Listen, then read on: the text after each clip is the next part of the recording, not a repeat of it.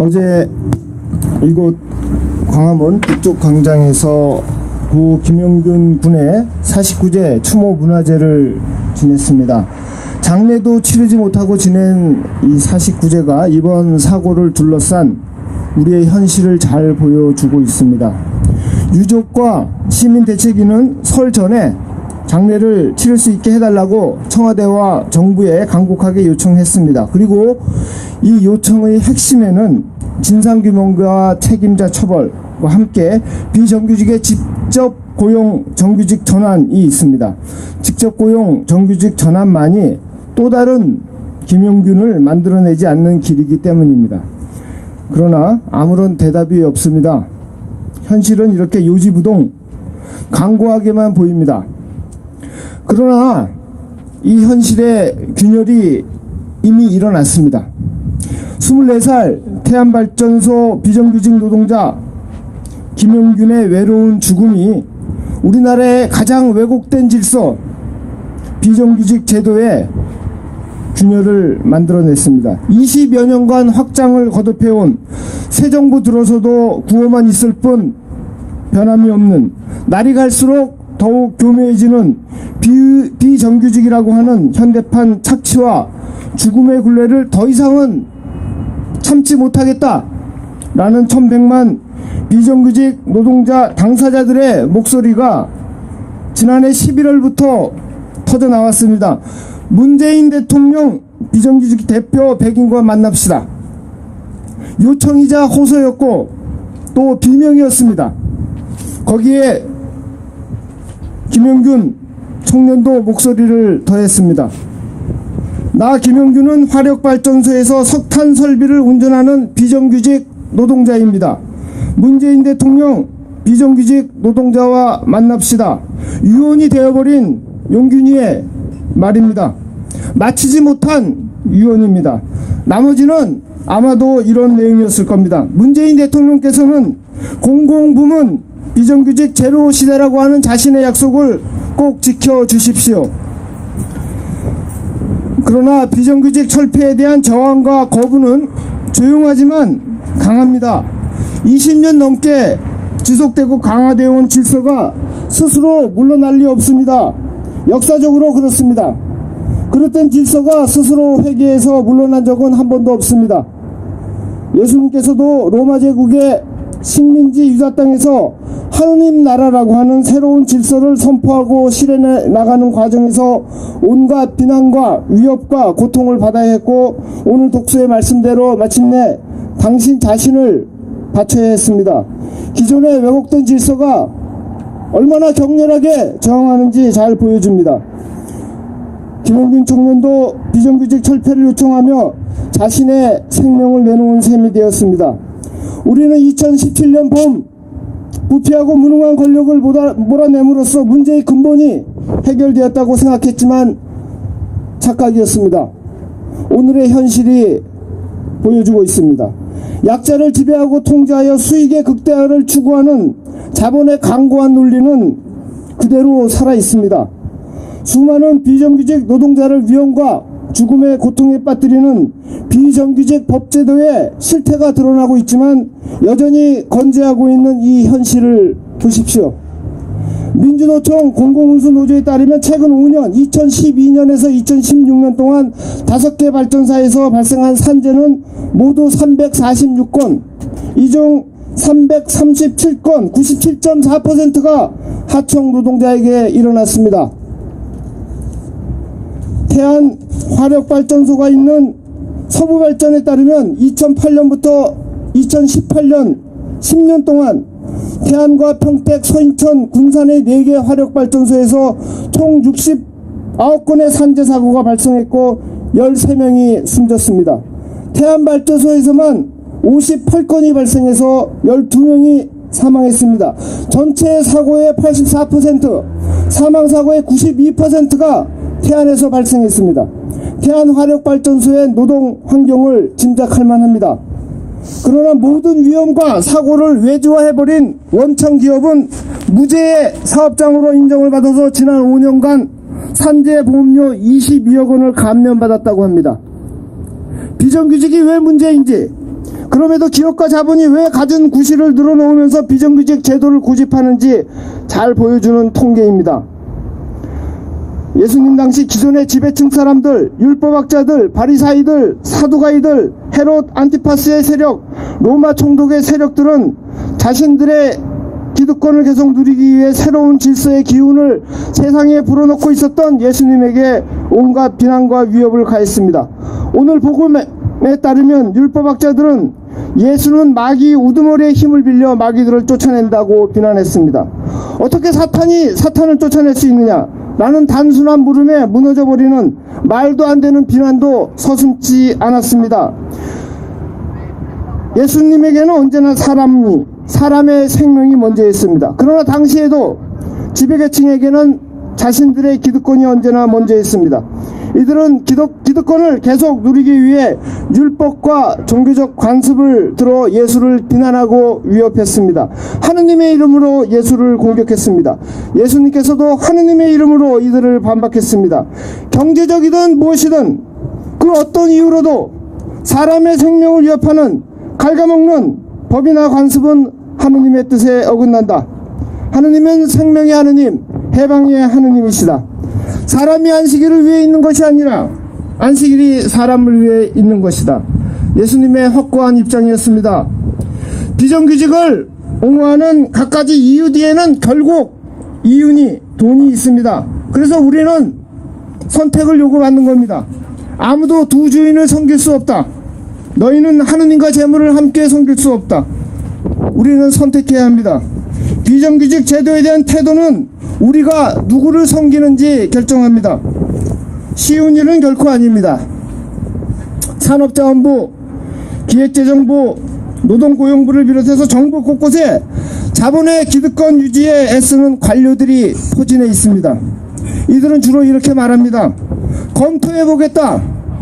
전체에 미칠 영향을 신중히 검토하면서 접근해야 된다.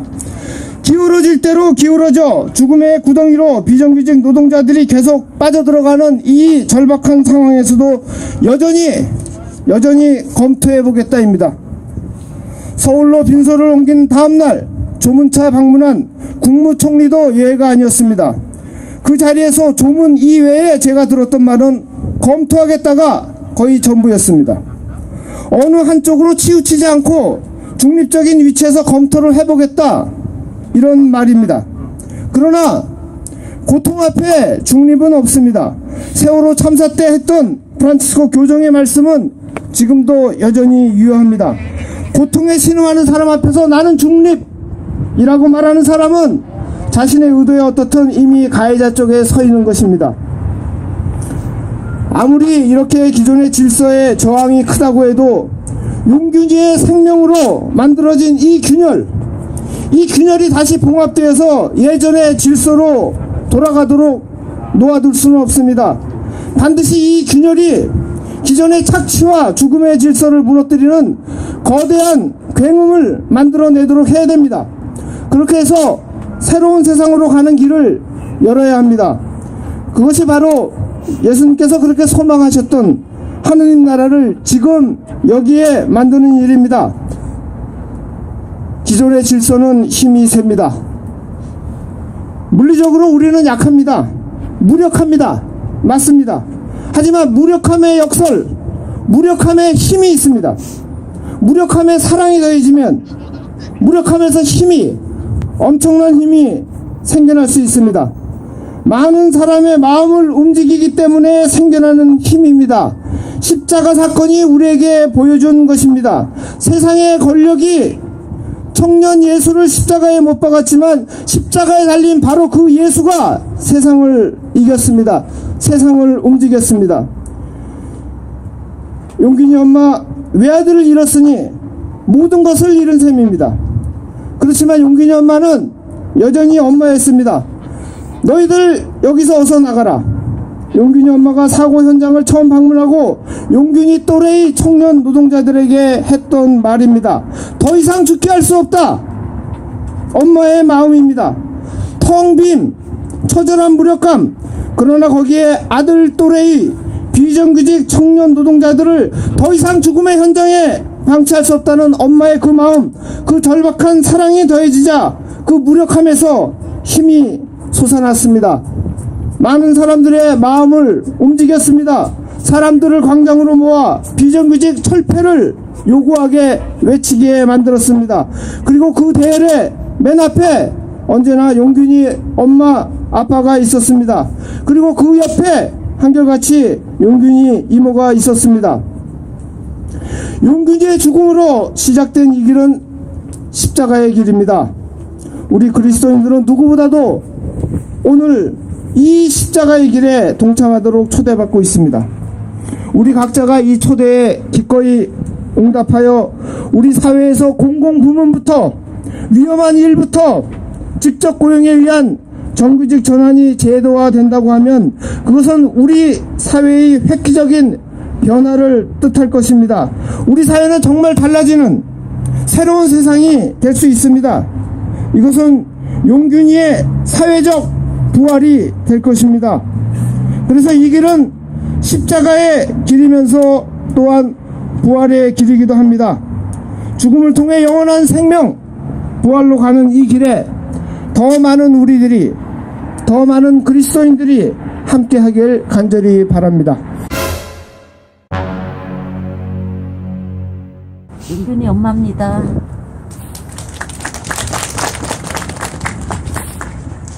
방금 앞에서 무언가를 드시고 우리 아들 용균이 같이 젊은 청년들이 앞에서 무언가를 드셔서 참 이쁘게 보였습니다. 우리 아들도 그렇게 이쁘게 먹었는데 생각하니까 아들이 또 보고 싶었습니다.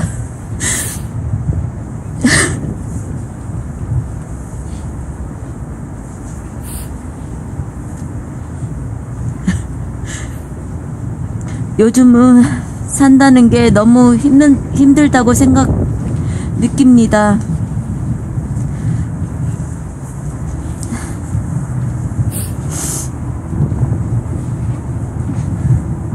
사고 나기 이전에는 몸으로 힘들다는 것을 얼마든지 참아낼 수 있다고 생각했었는데 지금은 마음으로 힘든 것이 얼마나 나 자신을 피폐하게 만드는지 느끼며 살고 있습니다.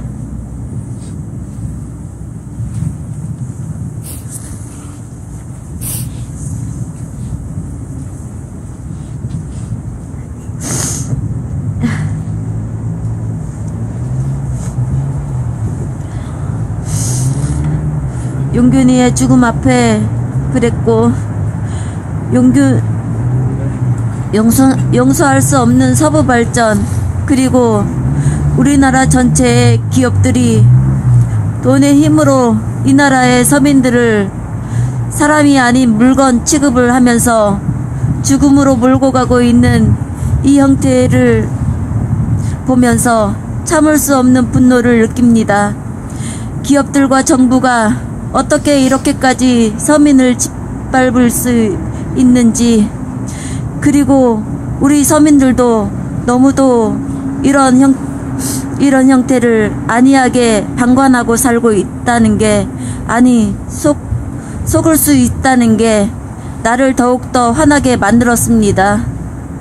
저를 둘러싸인 모든 조건들이 많이 늦었지만 이제부터라도 나서서 맞서 싸워야겠다는 굳은 마음의 의지를 갖게끔 만들어 주었습니다.